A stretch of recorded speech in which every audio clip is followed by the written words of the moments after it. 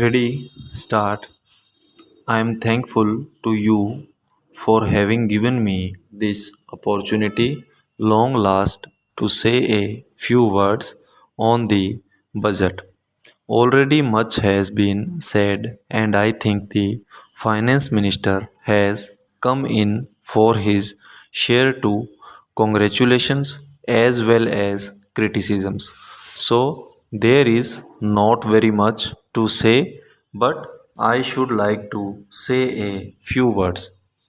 The increased development expenditure and the absence of any new taxation has earned for the budget a good response even from the businessmen.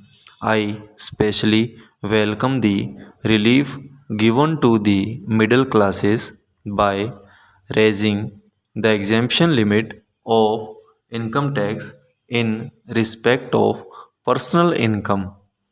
No doubt this is some relief to the middle classes, but I would request the finance minister if he could to raise his this exemption limit from rupees 4,000 to rupees 6,000, as that would give substantial relief to the middle classes.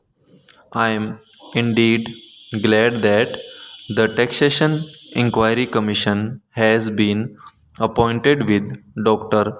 John Mathai as the chairman, and I am sure that many of the vexed problems may be solved through this commission.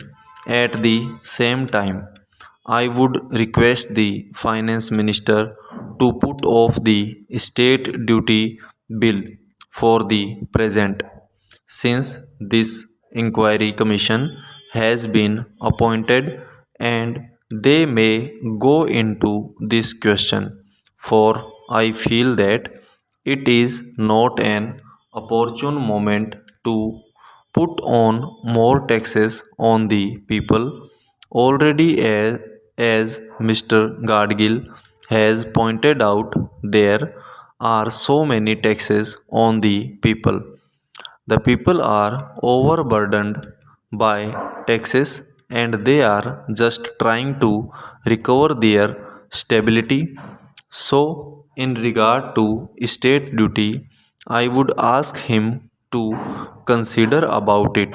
My reason for asking it to be postponed is, as I have said, that the people are still facing economic distress, and then our government is not able to offer the amenities which other countries have, where the state duty exists, such as free compulsory education for children, free medical aid, homes for the poor and the destitute, old age pension, etc. So, my humble suggestion is that this point may be considered by the Taxation Inquiry Commission. I agree that there is a brighter side of the picture, and that instead of continually harping on our poverty, we should also see the bright side. We are making increasing progress towards laying the foundation of a welfare state with the cooperation of all and the implementation of the 5-year plan. I am sure, sir, that we should be able to lay the foundation and fulfill the dreams of India. It is indeed encouraging to know from the finance minister that there is a tendency of lowering food prices all over the world, and in that case the prices in our country too would be lowered.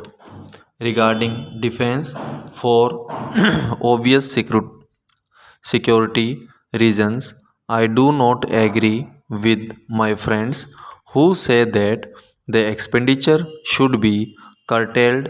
It is not advisable to take any undue risks and slacken the defense arrangements. Indeed, defense is one of our valuable assets, although strange to say there seem to be adverse opinion in some quarters. I agree with what General Karyappa once said that God and army are remembered only when there is trouble. The army consists of the most disciplined and loyal set of young men.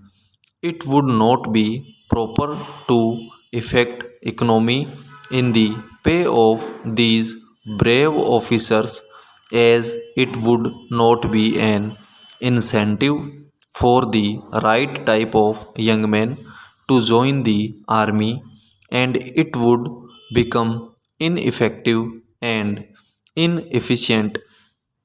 I believe already officers who are drawing only rupees 1400 as their pay are now getting only rupees 700 and about rupees 100 as allowance. That is, they are getting about half of what they were getting before. It is very hard for those officers on field duty to establish separate establishments for their families and for their children. And I would specially appeal to the finance minister to see that the family allowances may be restored to those officers who are on field duty. Economy in army could be affected in other ways. There is scope for more efficient operation of defense industries, which process seems slow, and by purchase policy of utilizing goods and stores indigenously manufactured. Preference should be given to country made war materials, such as could be produced here and they would be cheaper than foreign made goods. I may also suggest that the armed forces who are not on field service or under any operational commitments could be utilized for giving military training to the youths in schools and colleges, which would teach discipline and loyalty. The university authorities should make military training as part of their compulsory education, just as they have adopted social, domestic, and political sciences. The National Cadet Corps is already inculcating military training in some universities as Bombay and Calcutta. But if military training is made compulsory for our university students, it will go a long way. Stop.